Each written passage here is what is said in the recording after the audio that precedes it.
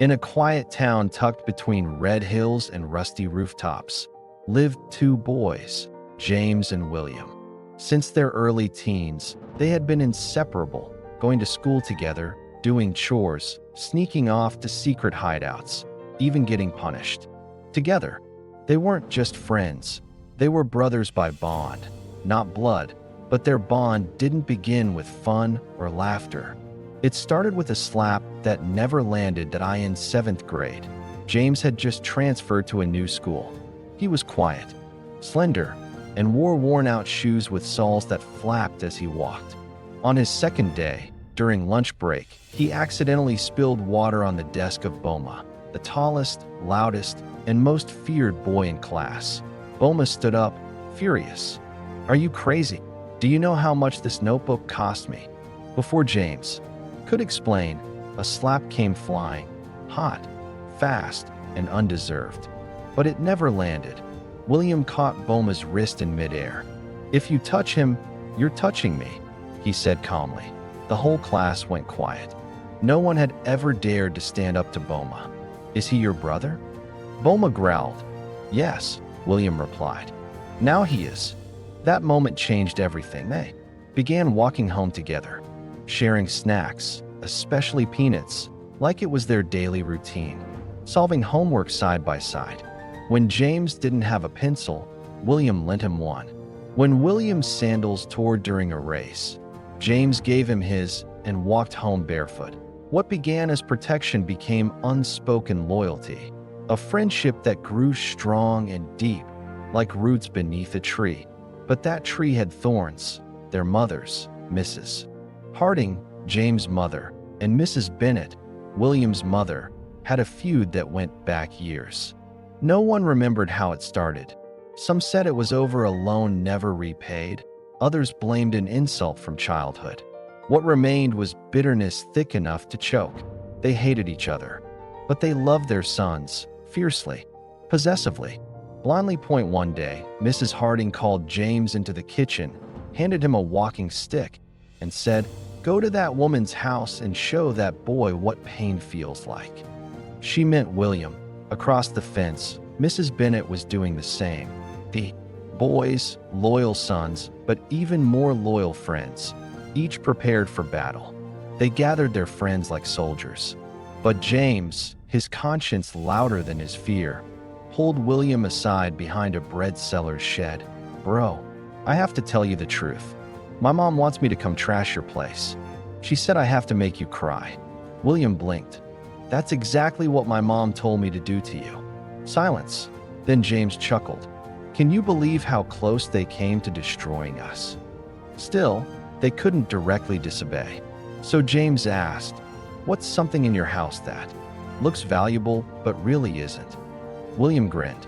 "That old stereo. It hasn't worked in years." "Perfect. I'll pour water on it." "And you?" William asked. "There's a broken chair my mom won't throw away." "Smash it." So they choreographed the entire fight. Loud entrances, yelling, kicking cans.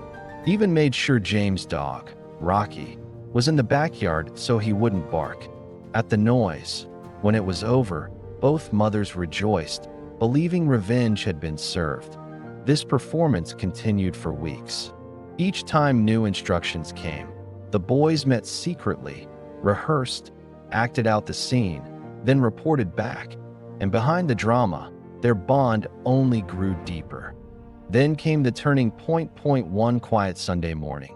Smoke rose above the town's trading district. A faulty kerosene stove caused a fire that spread quickly from one stall to the next. By the time the fire truck arrived, the entire row of small businesses was gone. Mrs. Bennett's shop, her entire business, was reduced to ashes. Her bags of rice, cooking oil, flour, and a small collection of imported shoes and bags, all bought through savings and cooperative loans, were destroyed. She sat on the blackened sidewalk, scarf askew, rocking silently, not crying, just holding herself together like she might fall apart. That evening, William couldn't eat. His mother, usually loud, just stared at the ceiling. James watched from his side of the fence. He knew she'd never accept help from him. Her pride was sharp as rusted iron. But he couldn't sit back as he gave up what he loved. His uncle had sent him a phone, a sleek, barely used device that once recorded voice notes of James and William dreaming of becoming tech billionaires. He sold it for $19. Then, with $1 left, he bought a small box of milk for a church widow and paid a bike boy to deliver an envelope to Deaconess Agnes, a woman Mrs. Bennett respected. The next Sunday, Deaconess approached Mrs. Bennett after service. "A helper among us has obeyed the Lord," she said, handing her the envelope. Mrs. Bennett blinked, voice cracking. "God never abandoned me," she whispered.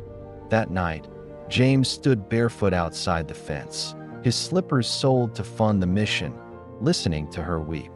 In prayer, later, William told him casually as they walked home, "We've received help from different people in the past few days. And today again, someone gave us $19. Mom says it's a miracle." James only said, "Maybe God is young too, and wears cheap slippers."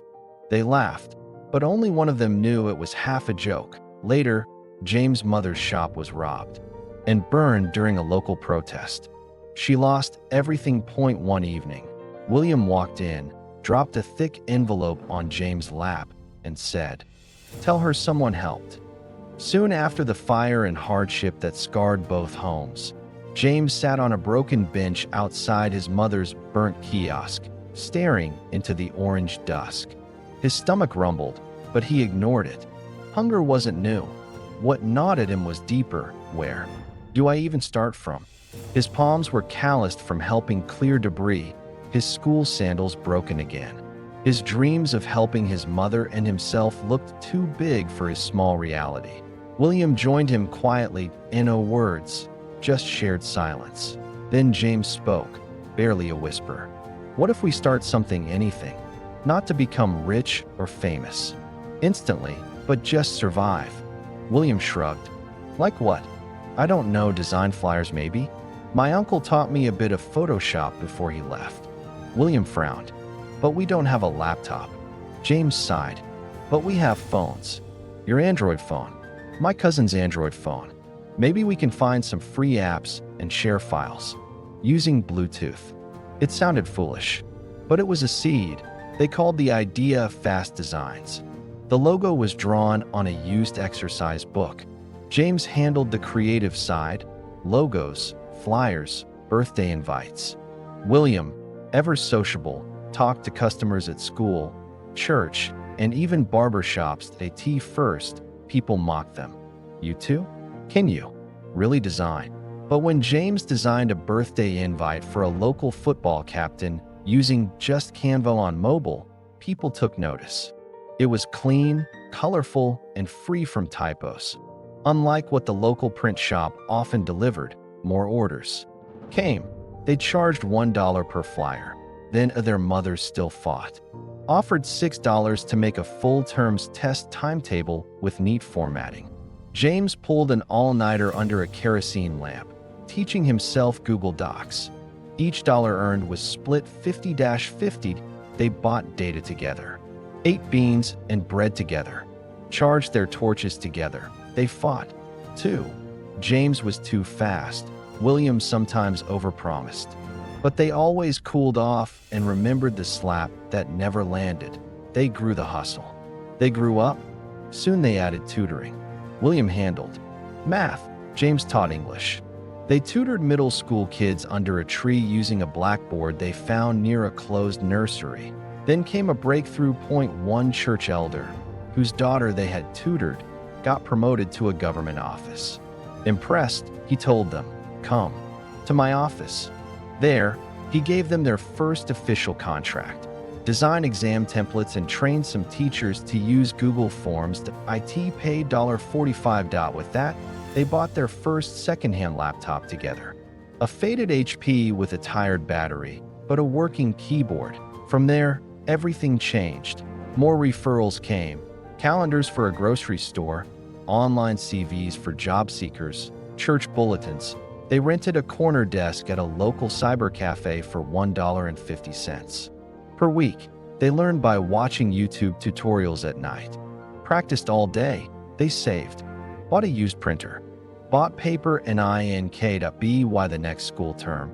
They had secretly paid their younger siblings fees and other expenses. Their mothers still never spoke. Still wore resentment like a crown. But the boys? They rose quietly, from dust to dignity. People said they were lucky. Maybe they were. Lucky to find each other. Lucky to forgive. Lucky to be poor enough to try and too stubborn to quit. They still sat on that same bench. After closing shop, James would say, "Imagine if I had slapped you." That day, William would laugh. You wouldn't have survived what came next. Then silence. The sky dimming above them. Two boys. Two hearts. One story. From confusion to idea. From idea to hustle. From hustle to hope. From grass to grace. Their mothers still fought. After leaving the village, James and William drifted into the city. They didn't say much to each other on the way, but deep down, they knew their hearts were one. The city was hard, but they had each other. At first, they found small jobs, odd construction work, cleaning jobs, and late-night deliveries. They lived simply, quietly, and every month, they sent small but steady money to their mothers, just enough to meet their needs. No luxury, no extravagance, just quiet care. To outsiders, it looked like both sons were managing okay, making ends meet, keeping things afloat. Neither mother asked for more. The pain between them was too deep, the rivalry too old. The sons avoided questions, avoided visits. They only said, "We're doing fine, Ma." And for 7 years, that was the story. Then came an unexpected invitation. Both mothers received letters, delivered with formality and respect. Especially invited to a Thanksgiving service in the city this weekend. Transportation and accommodation will be provided. Come and be blessed. They were surprised, but touched. Their sons had always been respectful. Maybe this was one of those church events they now attended. Perhaps, finally, the boys were becoming more spiritual. Both mothers packed, unaware they were heading to the same place for the same event on Sunday. Each mother stepped into the venue, escorted gently by their host. The hall was decorated in calming white and gold.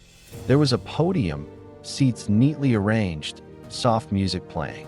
They looked around, still thinking it was a church service. But something felt different.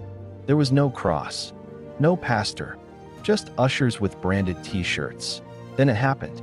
From across the room, one mother caught sight of the other. A pause. A deep, unexpected pause. They stared. Silent shock. Confusion. What is she doing here? What is going on?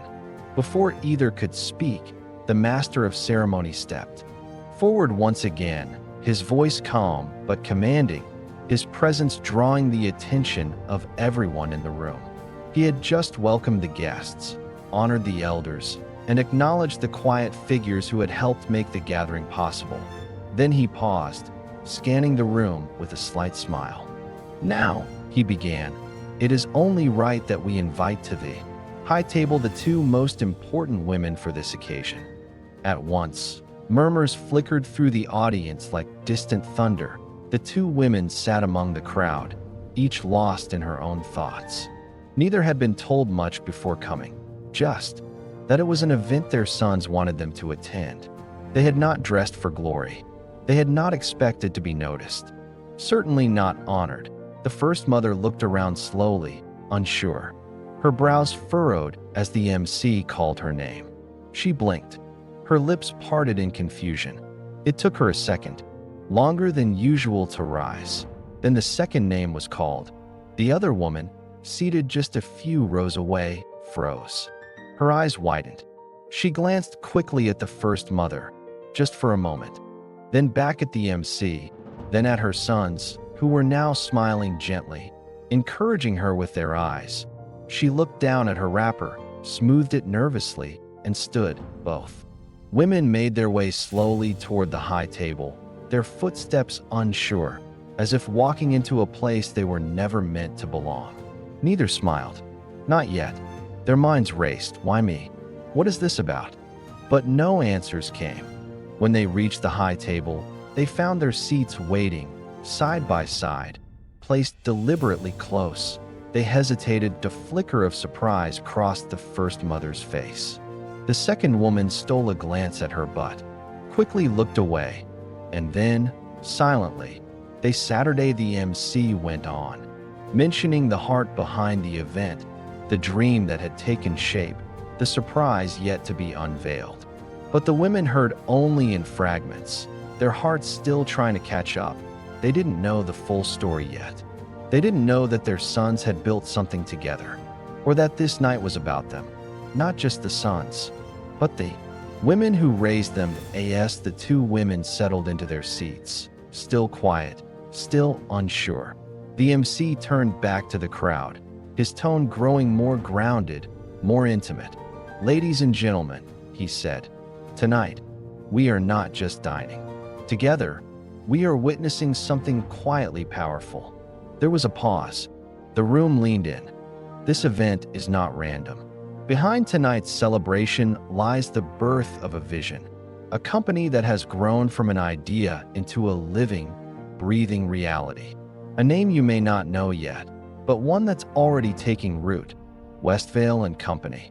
Murmurs rose, curious and warm, founded by two young men whose work ethic, integrity, and deep sense of purpose would surprise anyone who only knew them as boys. But more than that, their story is incomplete without the two women sitting here before us. He gestured toward the high table, mothers who walked through fire so their sons could rise. Then he straightened up, voice steady now. "It is time we meet the core, the minds, the hearts, the fire behind Westvale and Company. Ladies and gentlemen, please welcome James and Williams." The applause rose. Two young men stood up at opposite ends of the room, dressed with understated grace. James and Williams walked forward, side by side. They exchanged a brief, knowing glance, part nerves, part awe at the moment they had created. As they approached the stage, their eyes found the women at the high table, still stunned, still not fully grasping the moment. James reached the microphone. First, his voice steady, but emotional. "Before anything else, we want to begin with gratitude. Not just for this crowd, not for business, not for profit, but for the two women sitting here with us today." He turned and gestured toward the two mothers at the high table. "Our mothers, the women who carried us, nurtured us, and gave us everything when they themselves had nothing. There are no words heavy enough to describe what it means to be raised by a strong mother with values. You loved us fiercely, even when your hearts were at war. You taught us to stand, to fight, to believe in tomorrow." William stepped forward, emotion thick in his voice. "We remember how you went to bed hungry, so we could eat. How you sat up at night, sewing torn uniforms, borrowing groceries, praying over our names. We remember how you shielded us from shame, even when the whole village whispered. You wore your pain like pride and never let the world see you bend." James nodded. "Even in your rivalry, you raised sons who respected women, honored elders, and valued hard work. We owe you more than this stage, more than this company. We owe you our hearts." They both bowed deeply to their mothers. The hall was silent. A few sniffles, a few bowed heads. Then James continued, gently now, "But we also owe you the truth. 7 years ago, we left the community with nothing but each other and your blessings. You believed we were doing okay, and we let you believe that. Month by month, we sent just enough to meet your needs. But there was more going on." William stepped in. "We started small, modest graphic jobs, little earnings, just enough to stay hopeful. We weren't born into connections, but we had skill, hunger, and the will to learn. But slowly, with prayer, we built something. Together, quietly, without announcement." James added, "We didn't tell you about the company, not because we didn't want to, but because we wanted to prove something. We wanted to prove that peace is louder when it grows in silence. That blood is not just something that flows. It's something that forgives. William faced the mothers. Looking back now, it's almost unbelievable how far we've come. There was a time, back then, when Williams and I couldn't even talk to each other without tension in the air. Not because we hated each other, but because our mothers made sure we stayed rivals. They were both strong women, fiercely loyal, fiercely protective, and fiercely competitive. They fed us stories, wounds from the past, things we didn't even fully understand, and we believed them. Because, as boys, we were taught to obey without question. I remember one particular day. My mom pulled me aside with this deadly serious look and said, "Go to that boy's house. Teach him a lesson. Don't come back until you've made him feel it." Later that day, I found out William's mom had told him something almost identical. Break something. Let him know he crossed the line. We were just teenagers, torn between wanting to please our mothers and not wanting to hurt each other. But instead of attacking, we did something else. We met quietly, and we talked that we realized this wasn't our war. So we staged it. We planned a fake fight. Williams told me, "Pour water on that old stereo in the corner. It's been dead for years anyway." And I told him, "Smash that broken chair Mama won't throw away." We even brought our friends to make noise, shout a bit, throw stuff around, just to sell it. And it worked. Our mothers were satisfied. Each believed justice had been served. But for us, that was the beginning of a quiet bond. From that day on, we made a silent pact. If they send us to fight, we'd always act smart and safe. That it became a routine. They gave the orders. We created the drama. And somehow, through that madness, trust was born. I think that's when something started growing between us, something stronger than rivalry. And years later, that seed became Newstone Creative Point. Two boys who were once told to destroy each other, now building something together. There was silence, long, heavy, tearful. James and William remained on the platform, their voices steady as they continued to speak. Their words had landed, soft, yet seismic. Mrs. Harding's eyes welled up. Her grip tightened around her napkin as regret flickered across her face. She had never heard this truth from her son before. Mrs.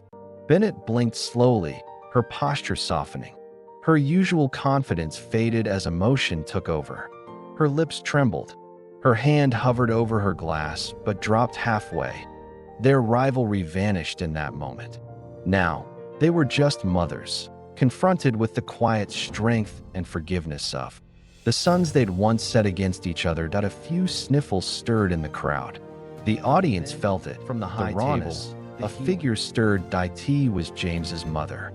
She rose slowly. Her hands trembled slightly from age, but her eyes were steady, unblinking, focused. Her movement caught the attention of the hall. Conversations froze mid-whisper.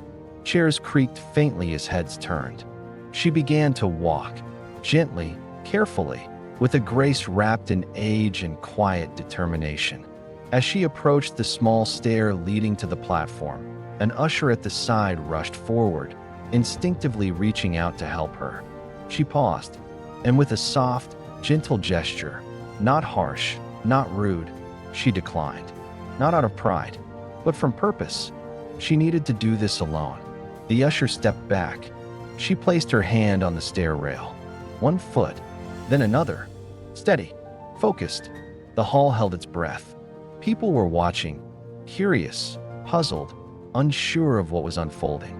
She reached the platform. James, her own son, stood to the side, but she didn't stop. She walked past him. The room tensed. People held their breath. William stood there, unsure, uneasy. Then, to everyone's surprise, she hugged him, her rival's son instead of her son. Not a quick hug, a deep, trembling one. The kind that held years of pain, pride, and release. She began to cry. Softly but fully. Gasps filled the hall. No one saw it coming. Even William hesitated. then gently hugged her back. James watched silently, eyes wet. She held him like a mother would hold her own child. That single act, unprompted, undramatic, spoke louder than any speech.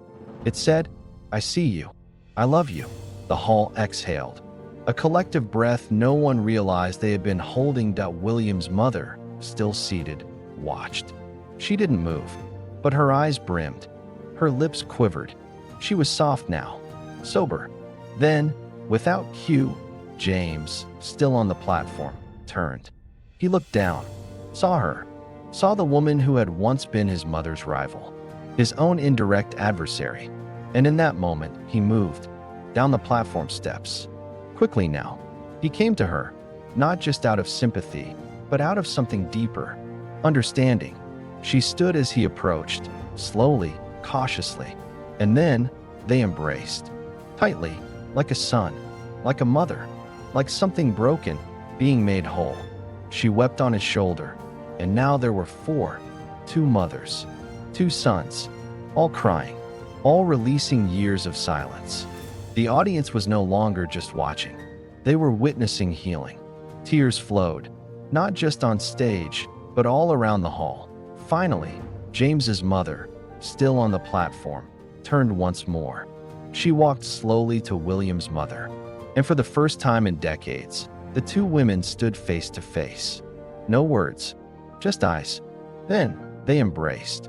Tight, long, redemptive. They wept openly, audibly, clutching one another, murmuring apologies to each other, to their sons, to lost years. In that moment, what bitterness had broken, love restored. Sometimes, healing doesn't need a microphone. It needs a step, a walk, a hug.